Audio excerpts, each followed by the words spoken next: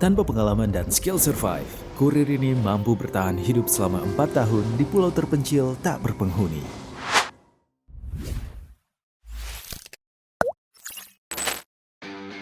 Halo guys, selamat datang di channel Sleeping Bills. Di sini kita akan menyajikan alur cerita film pilihan terbaik buat kamu. So, bersiaplah untuk menikmati alur cerita film yang sudah kita siapkan. Alright, let's go! Pernah nggak sih kalian ngebayangin pas bangun tidur tiba-tiba ada di pulau terpencil dan tak berpenghuni? Tanpa bekal dan peralatan apapun, benar-benar hanya seorang diri. Apa yang pertama kali kalian lakukan? Duduk bengong berjam-jam sambil meratapi nasib? Menyesal kenapa selama hidup nggak pernah belajar teknik dasar survival, berburu binatang untuk dijadikan menu makan malam? Atau langsung keingat orang-orang terkasih? Well, film yang akan kita bahas kali ini mengisahkan tentang seseorang yang berjuang keras agar bisa keluar dari kondisi tersebut. Film ini berjudul Castaway. Film yang dirilis tahun 2000 ini disutradarai oleh Robert Zemeckis dengan Tom Hanks sebagai pemeran utama. Film ini sukses besar di pasaran dan berhasil memenangkan sejumlah penghargaan. Langsung aja kita bahas alur ceritanya.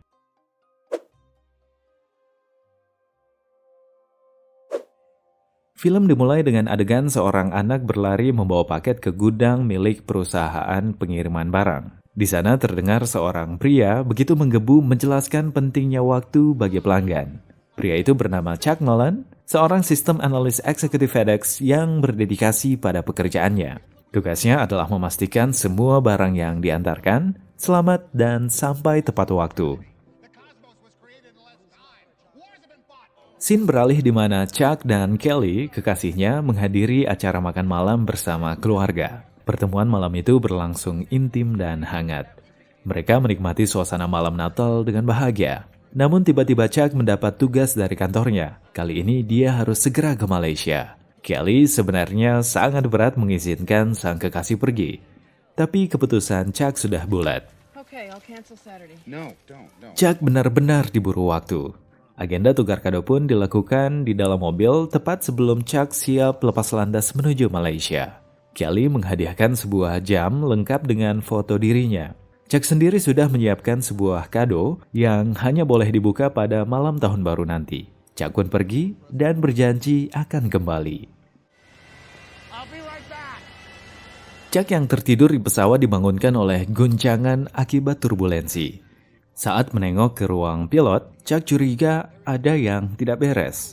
Sementara itu terlihat dari kaca awan begitu gelap dengan kilat yang menyambar-nyambar. Para pilot tampak sibuk berkoordinasi walau belum juga terhubung dengan pusat kendali. Chuck disarankan untuk duduk dan mengenakan sabuk pengaman karena pesawat mungkin akan berguncang. Benar saja, saat sedang cuci muka di toilet, guncangan hebat terjadi. Pesawat semakin tak terkendali. Seorang kopilot memberikan masker oksigen dan karet pelampung kepada Chuck. Sambil memberitahu Chuck, pesawat akan melakukan pendaratan darurat di atas air. Saat menerima karet pelampung, Chuck tak sengaja menjatuhkan jaket pelampungnya. Mata Chuck kemudian tertuju pada jam pemberian Kelly yang terjatuh. Di tengah situasi yang mengerikan itu, Chuck dihadapkan dua pilihan. Mengambil jaket pelampung di sisi kanan atau jam pemberian Kelly di sisi kirinya. Chuck merayap ke sisi kiri dan berhasil mendapatkan jam pemberian Kelly. Chuck pun diteriaki co-pilot yang melihatnya merayap tanpa jaket pelampung di tangannya. Kecelakaan pesawat tak terhindarkan. Pesawat pun jatuh ke laut.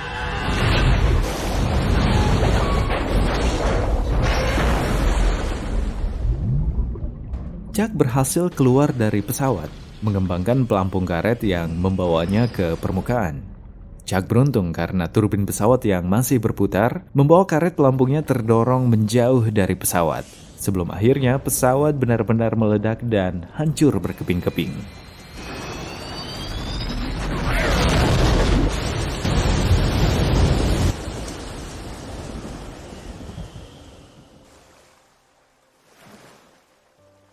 Ketika ia tersadar keesokan paginya, ia sudah berada di pulau terpencil. Ia terdiam sejenak, masih tidak percaya dengan apa yang terjadi. Tak ada luka serius yang dialaminya. Chuck memeriksa kantong celana dan memastikan jam pemberian Kelly masih ada. Ia kemudian bergegas mengambil beberapa paket yang ada di sekitarnya. Chuck berteriak ke segala arah berharap ada orang yang bisa menolongnya. Namun tentu saja semua sia-sia karena ia berada di pulau tak berpenghuni. Sadar akan hal itu, Chuck menulis kata help berukuran besar di atas pasir berharap ada tim penyelamat yang melihatnya. Hari mulai senja, Chuck hanya bisa memandang foto kekasihnya di tenda darurat.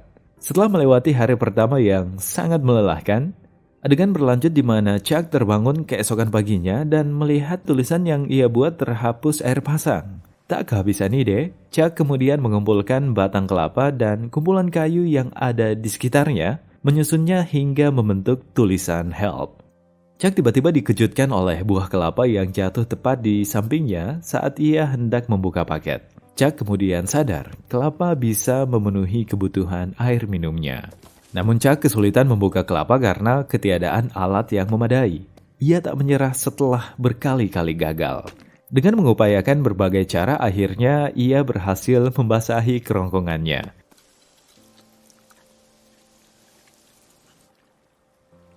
Berbekal sebiji kelapa, ia memulai petualangannya menyusuri tiap sudut pulau itu, mencari segala kemungkinan untuk keluar. Ia menaiki tebing dan bermaksud melihat keadaan sekitar dari ketinggian.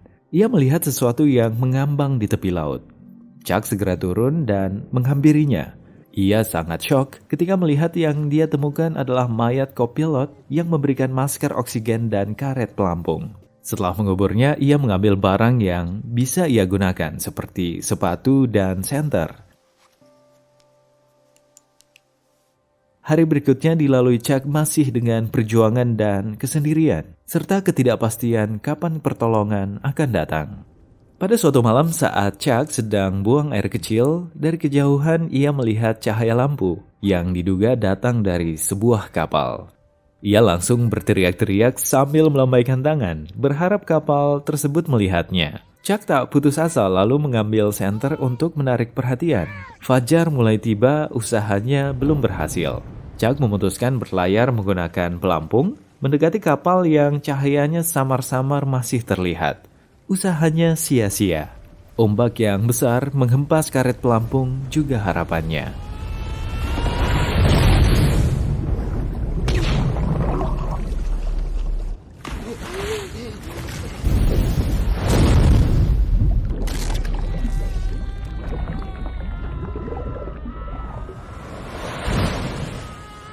Chuck kembali ke darat membawa karet pelampung dan luka sobek yang cukup parah di kakinya. Hujan dan angin kencang melengkapi hari buruknya. Chuck lalu pergi ke goa yang ia temukan ketika berkeliling di hari pertama. Ia tertidur setelah meminum air keruh yang tergenang di dalam goa.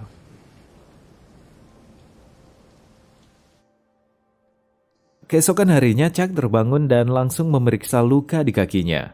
Ia kembali ke tepi pantai dan membuka semua paket yang sudah ia kumpulkan.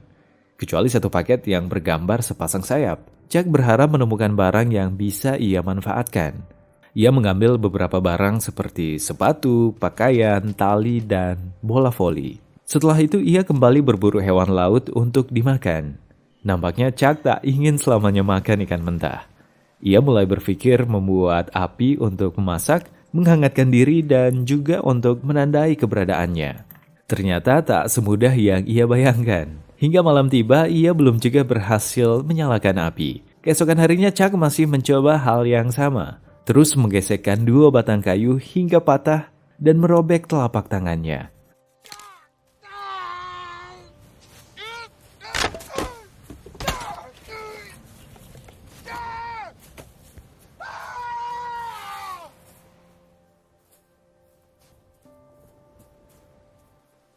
Saat duduk menenangkan diri, tak sengaja Chuck melihat ke arah bola yang tadi dilemparnya. Bekas darah yang menempel di bola itu menyerupai bentuk wajah. Chuck pun menggambar mata, hidung, dan mulut pada bola itu. Chuck seolah menemukan teman baru di pulau itu. Ia memanggilnya Wilson. Chuck kembali mencoba menyalakan api, kali ini sambil berbicara dengan Wilson. Dan ya, akhirnya Chuck berhasil. Dia terlihat sangat senang. Nyala api memberinya harapan dan semangat baru untuk terus bertahan hidup di pulau itu.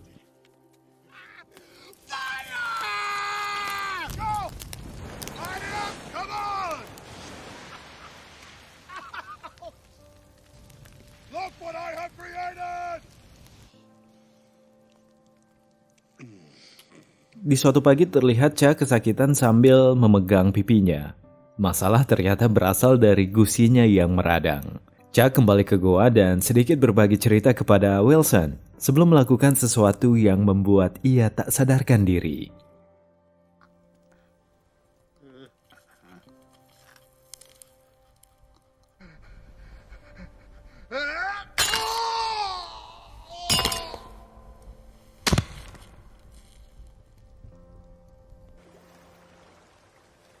Empat tahun berlalu, waktu yang sangat panjang bagi Chuck bertahan hidup seorang diri di pulau itu. Tak ada yang berubah sejak hari pertama ia terdampar, kecuali rambut yang panjang tak terurus dan tubuh yang semakin kurus. Namun Chuck beruntung punya Wilson dan foto kekasihnya yang cukup untuk menjaga kewarasan dan harapan hidupnya. Chuck terbangun oleh suara benda yang menghantam batu karang. Ia bergegas keluar mencari tahu apa yang terjadi. Ia mendekati benda tersebut yang ternyata hanya sebuah pelat bekas berukuran cukup besar. Ia kemudian sadar bahwa benda tersebut bisa dijadikan layar. Ia segera menebang beberapa pohon dan mengumpulkan batang kayu untuk dijadikan rakit. Berhari-hari ia disibukkan membuat rakit. Dengan perhitungan yang matang dan semua bahan yang ia butuhkan, akhirnya sebuah rakit sederhana pun berhasil ia buat. Ia menggambar sepasang sayap pada layar rakitnya, seperti gambar yang ada pada paket yang tak ia buka. Pengalaman bertahun-tahun tinggal di pulau itu membuat Chuck mampu membaca arah angin dan menentukan waktu yang tepat untuk berlayar. Seperti malam-malam biasa, sebelum tidur Chuck bercerita dengan Wilson. Seolah Wilson tak sependapat, Chuck lalu emosi dan membuang Wilson. Tak butuh waktu lama, Chuck menyesali perbuatannya dan segera mencari sahabatnya itu.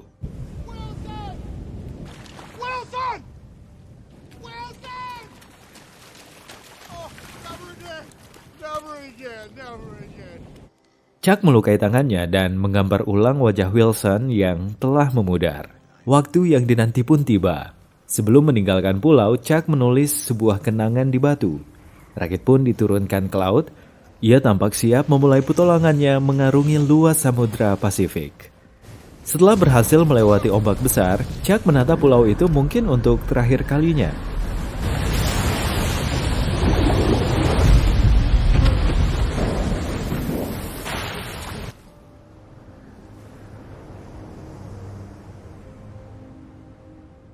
Setelah beberapa hari berlayar, Chuck akhirnya menemui masalah serius.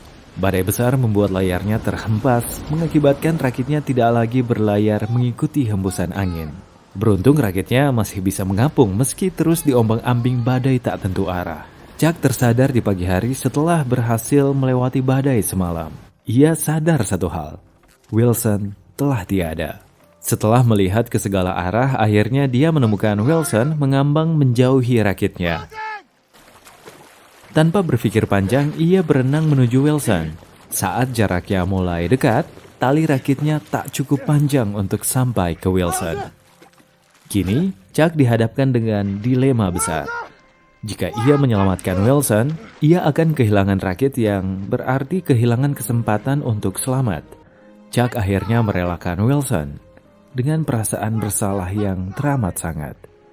Keputusasaan tergambar jelas di wajah Chuck. Ia kehilangan segalanya.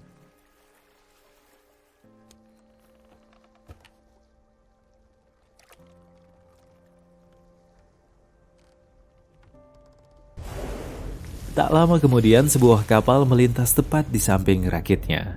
Chuck yang terbaring lemah tak berdaya di atas rakit akhirnya terselamatkan.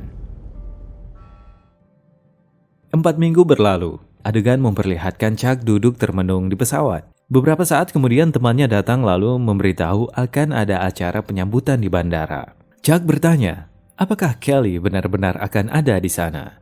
Setelah acara penyambutan, Chuck menuju sebuah ruangan untuk bertemu Kelly. Seorang pria yang tak ia kenal tiba-tiba muncul dari balik pintu. Pria itu mengingatkan Chuck kalau ia adalah dokter gigi yang pernah mengobati Chuck 5 tahun yang lalu. Pria itu akhirnya mengatakan kalau ia adalah suami Kelly. Ia meminta Chuck memberi waktu kepada Kelly untuk menenangkan diri. Kelly masih shock dengan kembalinya Chuck. Pria itu meminta maaf lalu pergi. Dari balik jendela, Chuck melihat Kelly yang menangis coba ditenangkan oleh suaminya. Kelly sepertinya ingin bertemu Chuck. Adegan berpindah di sebuah acara perayaan sederhana yang dihadiri teman dan kerabat Chuck. Setelah semua orang pergi, Chuck menuju meja makan, melihat berbagai macam hidangan di atas meja. Chuck mengambil kepiting, melihat sebentar lalu menaruhnya kembali. Chuck mengingat betapa susahnya mendapatkan seekor kepiting dan pertama kali menyalakan api di pulau itu. Chuck tak bisa tidur. Ia terus memandangi foto Kelly. Ia akhirnya memutuskan ke rumah Kelly malam itu juga. Baru saja ingin menekan bel, pintu tiba-tiba terbuka. Kelly ternyata masih terjaga. Kelly segera mengajak Chuck masuk karena di luar sedang hujan. Chuck berkata ia tahu kalau Kelly ada di acara penjemputannya tadi. Kelly langsung memeluk Chuck dengan erat. Chuck kemudian menjelaskan bahwa maksud kedatangannya hanya ingin mengembalikan jam pemberian Kelly di malam Natal 5 tahun lalu. Kelly terkejut ternyata jam itu masih ada. Kelly ingin Chuck tetap menyimpannya. Namun Chuck menolak karena itu pusaka keluarga Kelly dan harus tetap ada di sana. Sebelum Chuck pergi, Kelly menunjukkan sesuatu. Ia mengajak Chuck ke garasi. Chuck terkejut melihat mobilnya. Mobil yang menyimpan banyak kenangan indah mereka berdua. Kelly menyerahkan kuncinya dan mempersilahkan Chuck untuk membawanya. Chuck meminta maaf, lalu meninggalkan Kelly yang masih berdiri di depan pintu. Tak beberapa saat, Kelly berlari keluar berteriak memanggil Chuck. Chuck yang melihatnya segera berbalik menuju Kelly. Mereka pun saling berpelukan.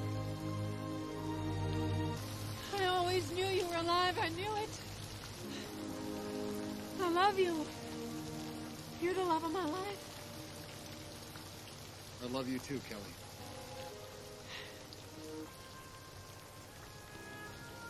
Chuck membukakan pintu mobil untuk Kelly. Sepertinya Kelly berharap Chuck membawanya pergi. Namun Chuck meminta Kelly untuk kembali pulang. You have to go home. Kini Chuck telah benar-benar merelakan Kelly. Adegan beralih di mana Chuck berbincang dengan sahabatnya. Ia menceritakan hari-hari terberatnya bertahan di pulau itu. Ia sempat putus asa dan mencoba bunuh diri, namun gagal ia lakukan. Hal itu membuat ia sadar bahwa ia harus tetap hidup. Kini ia telah kembali, namun sekali lagi ia kehilangan Kelly. And I've lost her all over again. Di akhir film, Chuck terlihat mengantarkan satu-satunya paket yang tak ia buka. Ia melihat gambar sepasang sayap di gerbang rumah. Tak menemukan seorang pun, Chuck menaruh paket di depan pintu dan menuliskan bahwa paket itu telah menyelamatkannya. Saat kembali, ia berhenti di persimpangan. Chuck terlihat kebingungan seperti tersesat. Tiba-tiba ia dihampiri seorang wanita. You look lost. Well, I was just about to figure that out. Wanita itu bertanya tujuan Chuck, kemudian menjelaskan arah kepada Chuck, lalu pergi. Chuck terkejut melihat gambar sepasang sayap di bagian belakang mobil wanita itu. Chuck kemudian tersenyum, sepertinya ia sudah tahu harus kemana. Film pun berakhir, guys.